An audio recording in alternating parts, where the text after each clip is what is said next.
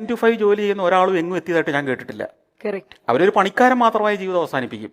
അതിനപ്പുറം നിങ്ങൾക്ക് പോകണമെങ്കിൽ അതിനപ്പുറം പണിയെടുക്കുകയോ ജോലി ചെയ്യുകയോ അധ്വാനിക്കുകയോ, അത് സ്മാർട്ട് ജോലി അല്ല, കഠിനാധ്വാനം എന്നുള്ളതല്ല. സ്മാർട്ട് ജോലി ചെയ്തെങ്കിൽ 5 മണി കഴിഞ്ഞ് ചെയ്യുന്നതിന് ഗുണം ഉണ്ടാവുള്ളൂ. അല്ലെങ്കിൽ അതിന് ഓവർ ടൈം എന്നാ പറയുക. ഓവർ ടൈമും 5 മണിക്ക് ശേഷം ചിന്തിച്ച് ജോലി ചെയ്യുന്നതിനും വ്യത്യാസമുണ്ട്.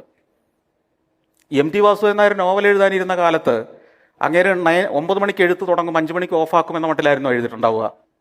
ലോഹിതദാസ് തിരക്കഥ എഴുതാനിരിക്കുമ്പോൾ 9 മണി തുടങ്ങിക്കളയാം, എനിക്ക് തിരക്കഥ എഴുതാൻ സമയമായി എന്ന് പറഞ്ഞ് തുടങ്ങുകയും 1 മണിക്ക് ബെല്ലടിച്ച് ലഞ്ച് കഴിക്കാൻ പോവുകയും 2 മണിക്ക് വീണ്ടും മണിയടിച്ച് പോയി തിരക്കഥ എഴുതി. അങ്ങനെയാണോ ചെയ്തിട്ടുള്ളത്? ഐസക് ന്യൂട്ടൻ ശാസ്ത്രതത്വങ്ങൾ രൂപപ്പെടുത്തി ഇപ്പം മണി നോക്കിയിട്ടാണോ ചെയ്തിട്ടുണ്ടാവുക?